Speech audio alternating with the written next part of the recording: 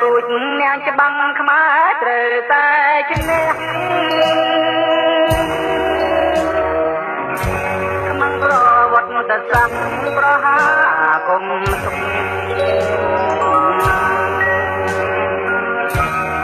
កូនខ្មែ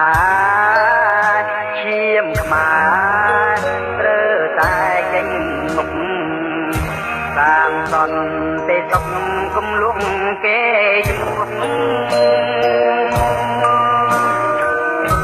មកដាំឃ្លាំងមឿងរឿងស្នេហាជាតិឃ្លៀតបាត់ស្លាប់ទៅនៅគេកេតណាទេយុគល្បីល្បាញពេញពីក្រាំងមានចាឈ្មោះស្លាប់ខ្លួនជាតិរួបឈ្មោះក្រោបសា